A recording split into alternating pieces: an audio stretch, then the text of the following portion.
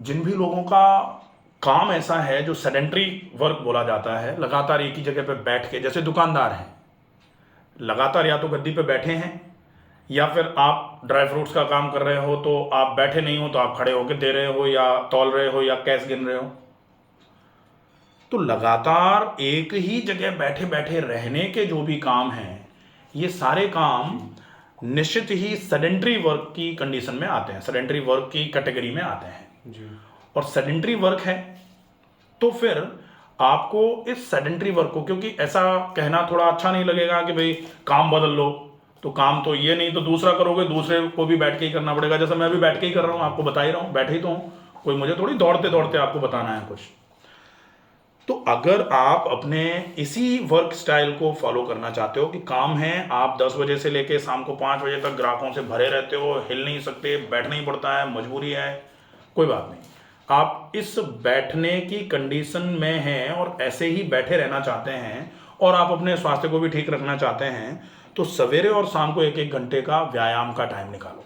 ठीक है, ये निकालना ही पड़ेगा, इसमें कोताही नहीं चलेगी या फिर इसमें एक्सक्यूजेज नहीं चलेंगे। अरे साहब हम तो सवेरे जाते हैं और रात को 11 बजे आते हैं, साहब गल्ला भी संभालना पड़ता है, कैश काउंटर देखना पड़ता है, तो कहीं ना कहीं कोई ना कोई अरेंजमेंट्स करने की आवश्यकता है। टाइम तो निकालना पड़ेगा, अदरवाइज फिर बीमारी आ जाएगी। और ऑलमोस्ट आ गई, अपना SGOT SGPT 100 के ऊपर आ रहा है, दोनों अल्कलाइन फास्फेटेज बढ़ा हुआ आ रहा है, आपका कोलेस्ट्रॉल बिगड़ा हुआ आ रहा है।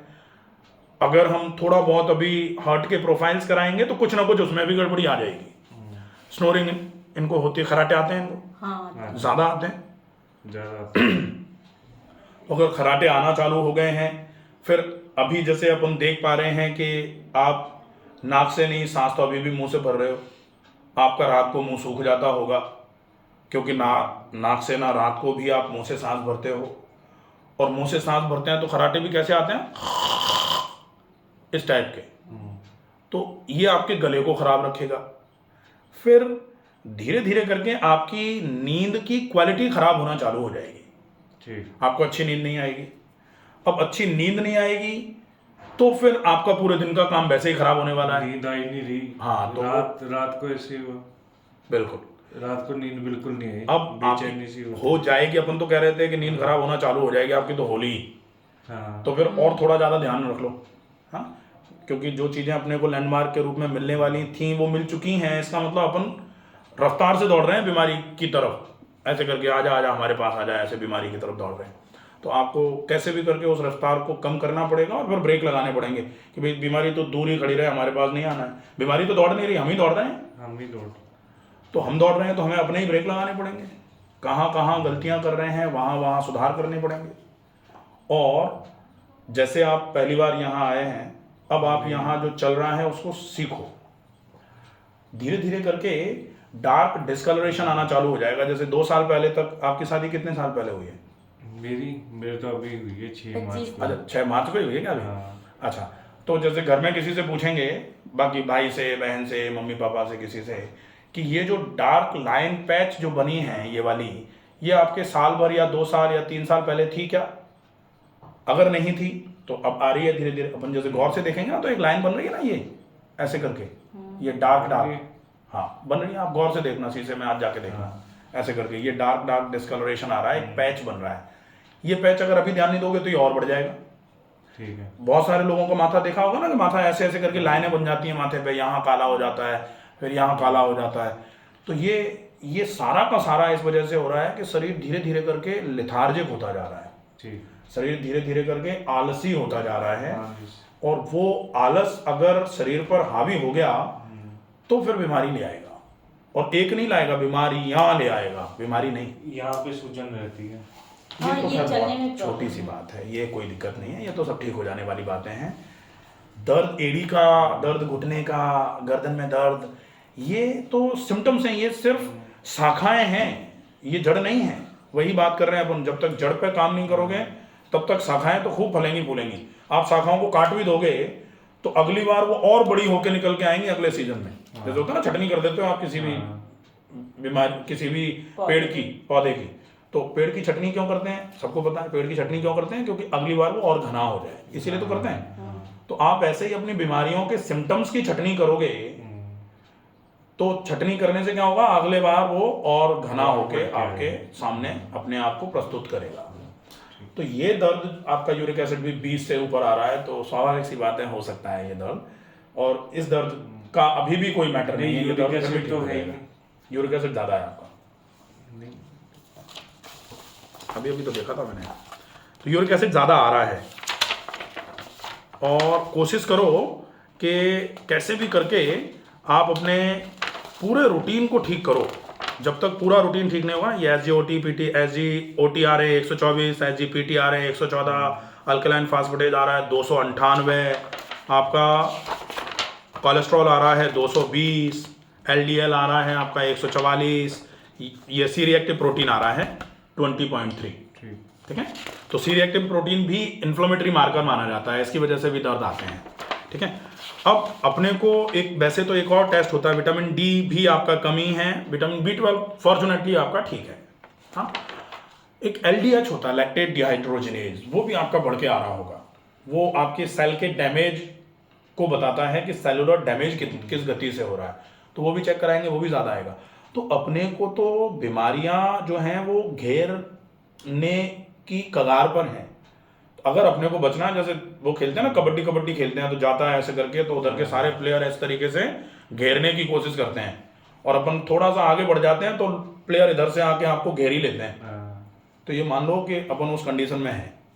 अगर हम इस समस्या से बचना चाहते हैं तो बहुत चौकन्ने होकर के आगे बढ़ने से रोको, ब्रेक लगाओ और फटाफट चेंजेस चालू कर दो अपनी जीवन शैली में, ताकि ये सारी बीमारियां टलना चालू हो जाएं। अब चेंजेस क्या क्या करने हैं, तो आप सबसे पहला चेंज करो डिटॉक्सिफिकेशन। किसी भी बीमारी में 5 ही चीज़ें फॉलो करनी पड़ती हैं। पहले नंबर पर शुद्धि, जिसको आजकल डिटॉक्स बोला जा रहा है। डिटॉक्स कर लो, डिटॉक्स करके आ जाओ, डिटॉक्स का प्लान करवा देंगे या फिर डिटॉक्स कर देंगे, या फिर पंचकर्मा डिटॉक्स के नाम से चल रहा है।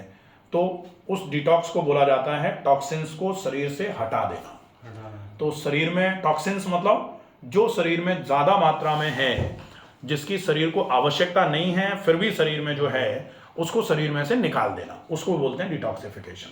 तो उसको करेंगे पहला, वो अपन ने चालू कर लिया है।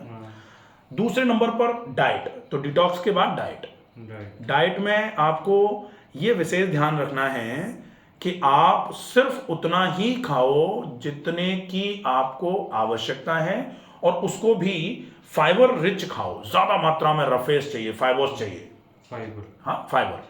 तो ज़्यादा मात्रा में फल खाओ, ज़्यादा मात्रा में सलाद खाओ, खूब सारी मात्रा में सब्जियां खाओ। ठीक है, बढ़िया रहेगा। खूब ज़्यादा मात्रा में पानी पियो। इतना पानी पियो क्योंकि सब कुछ कर रहे हैं, लेकिन अगर पानी ही की कमी होगी तो भी शरीर में, एक तो पानी की कमी की वजह से गर्मी बढ़ जाएगी, दूसरा पानी की कमी की वजह से चौकेज आ जाएंगे शरीर में। जैसे बाथरूम में पानी अगर कम डालो या पानी नहीं आता है तो धीरे धीरे करके नालियां चौक हो जाती हैं। तो ऐसे ही शरीर में पानी नहीं आप ज़्यादा पहुंचाओगे तो धीरे धीरे करके शरीर की हीट तो बढ़ेगी ही, साथ में चौकेज आएगा डेफिनेटली। तो वो आ जाएगा। तो डिटॉक्स दूसरे नंबर पर डाइट। तीसरे नंबर पे है एक्सरसाइजेस। एक्सरसाइजेस का मतलब होगा कि आप कम से कम 1 घंटा सवेरे, और मेरे हिसाब से तो आप 1 घंटा ही शाम को निकालो, क्योंकि अभी हम सोनोग्राफी कराएंगे, उसमें फैटी लिवर आएगा। फैटी लिवर 100% आएगा। ठीक है, तो उस फैटी लिवर को अपने को कम करना है, तो आप तो ज़्यादा मात्रा में एक्सरसाइजेस करो। सवेरे का 1 घंटा 100% कैसे भी करके निकालो, और शाम के समय भी 1 घंटे का टाइम निकाल लो। ठीक है, डाइट में विशेष फॉलोअप रहेगा कि आप शाम के 7 बजे के पहले पहले भोजन कर लो। ये इंपॉर्टेंट पॉइंट है। कैसे भी करके इस पॉइंट को आप, जैसे दुकान पे बैठते हो, आप वहाँ मंगा लो खाना, वहीं खा लो। 7 बजे के बाद घर आओ, जब भी दुकान बढ़ा करके घर आते हो आप मत खाओ कुछ। बहुत भूख लगती है, जैसे कई सारे लोग हमको कहते हैं कि अरे साहब घर वहाँ तो खा के मान लो डिनर करके भी आ जाएं, फिर बच्चे खाते हैं, वाइफ खाती हैं, मम्मी पापा घर में सब लोग खाते हैं, तो मन करता है तो आप कुछ ऐसा भेल वेल टाइप का बना के थोड़ा सा दे दो, हल्का सा, तो वो मन जो करता है वो पूरा ठीक हो जाए। ठीक है, चलेगा। इस तरीके का ये हो गया।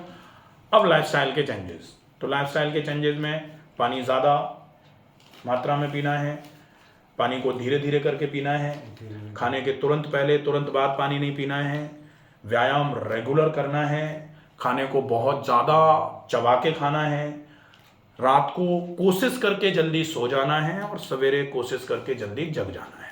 ये लाइफस्टाइल चेंजेस है, इनको विशेष ध्यान रखो। परहेज में मिर्च मसाले, चिकनाई, पार्टीज, शादियाँ, अब ये सीजन आएगा कुछ समय के बाद, तो उसको थोड़ा कोशिश करो कि सोशल एनिमल हैं हम लोग, बोला जाता है सोशल प्राणी हैं, तो कोशिश करो जाना आना अगर हो भी तो वहाँ ज़्यादा मात्रा में वैसा खाना ना खाया जाए जो ज़्यादा मिर्च मसाले, शादियों में तो वैसा ही बनता है, तो कोशिश करो कम खाया जाए। कम खाया। फिर दूसरे नंबर पर परहेज में आएगा कि आप कैसे भी करके मैदे का उपयोग बिल्कुल बंद कर दो। घर में किसी भी फॉर्म में मैदा ना उपयोग में आए, बहुत ज़रूरी, क्योंकि दोनों लोगों को कोई ना कोई प्रॉब्लम तो इधर भी होगी ही, डेफिनेटली अभी देखेंगे पता लगेगा। तो मैदा तो बिल्कुल बंद करना ही है। मसाले कम से कम उपयोग में आए, इसका भी विशेष ध्यान रखना है। और दूध से बनी मिठाइयाँ ये उपयोग में ना आए, ये परहेज का रहेगा। ये परहेज 100% फॉलो करना है। और परहेज में स्ट्रेस भी रहेगा, तनाव ना लिया जाए। ठीक। तो ये चीज़ें हैं, इनका फॉलो करो, धीरे धीरे ठीक हो जाएगा।